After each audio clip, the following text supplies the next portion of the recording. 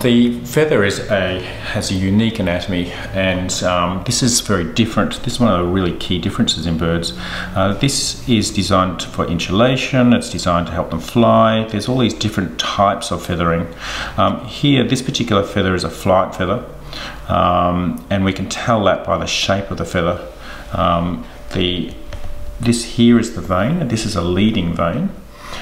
This here is the trailing vein. And just this shape like a propeller is what allows the bird to give flight or take flight. So when a bird sort of flies, it'll use this wing and this feather and this motion, and when it's all feathers are working together, that creates lift from this trailing vein. So the anatomy of the feather here is you have this central cord called the calamus. You have this vein here, which is the trailing vein, as I've mentioned, and the vein is made up of all these sections called barbs, which are all linked together by tiny little hooks called barbules, and it creates this kind of solid appearance. As the bird grooms, it can split open, so as the feathers get ratty, they become more and more difficult to keep. And what the bird does is it just grooms these feathers and rejoins it all. When a feather grows, it grows out of a feather follicle. So birds don't have hair as such. The feather is like a modified hair. So it has a blood supply. So you can see here at the moment it's hollow. So when it first grows, it has a blood supply. It grows out of the follicle surrounded by a sheath, and the blood supply goes up the feather as the feather develops. When the feather starts coming out of the sheath, it looks like a little paintbrush.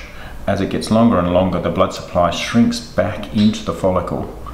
And the feather becomes sort of a kind of like a dead tissue, kind of like hair. So there's going to be no feeling in it as the feather kind of starts opening up. So a blood feather is a term which many people hear about. That's actually a young feather that still has blood supply going up that central area here.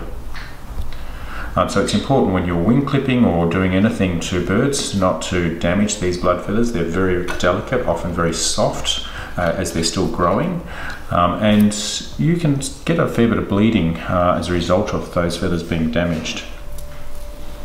It's interesting to see that inside these feathers, if you cut them open, it's like almost the inside of a bamboo. You'll see all these little kind of chambers walled off, and that's developed as the blood supply gradually shrinks back into the feather follicle. You won't get a new feather until the old feather comes out. If you pluck a feather, and sometimes if a feather's been severely damaged or if there's a lot of bleeding, we might, as a medical procedure, pluck a feather. You always need to be very careful to do that. It should be done under veterinary supervision if you've got a damaged feather. Your new feather will start growing almost immediately. But while the feather is still in the follicle, you won't get a new feather growing. The new feather will grow when the old feather falls out, which happens in most species once a year at molting time. And that's when the feathers are replenished and renewed. So if a feather has been damaged any time after molting and before the next molt, that will stay like that until it's molted. So you can get understanding of what's happened to that bird across the year by looking at the feather. So changes in feathers can occur with nutritional problems, and you can see nutritional problems as the feather grows. Some of those problems can be corrected. So if you've got very dull and poor quality feathers, even though the feather doesn't have that blood supply in it anymore, sometimes with the change of feathers, you'll get a real glossening and a renewing of colour of feathers. That's probably a result of improved nutrition to, say, the preening gland. So when the birds preen, they have a little preening gland just near their tail base, and that provides nutrition to the feather and improves the quality of the feather.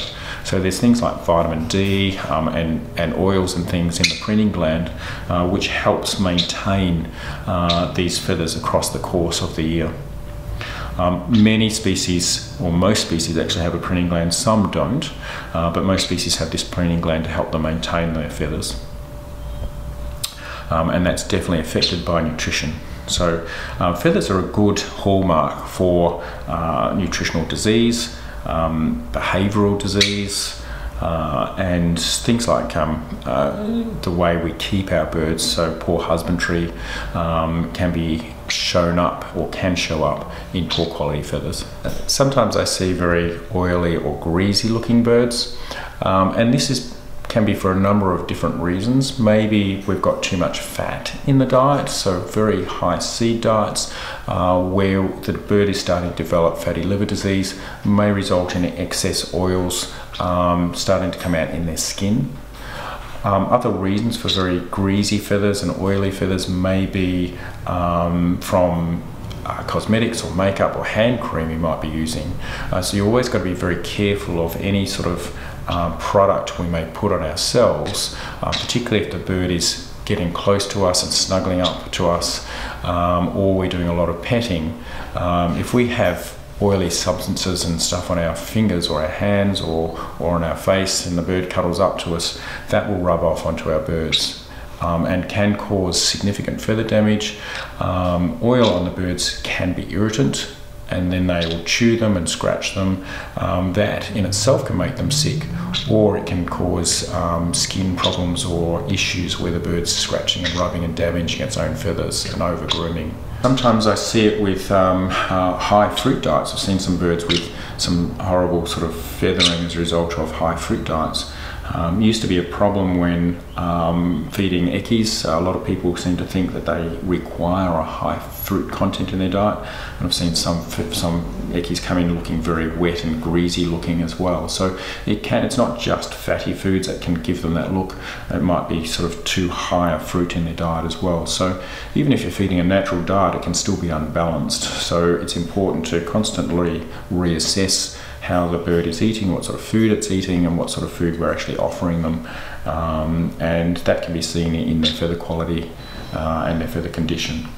Some species of birds, because they're raised or their natural environment is one of high humidity, sometimes there is value in providing facilities for misting their environment. Some birds will love going into the shower, and often that will create some humidity that they will enjoy and help them groom their feathers.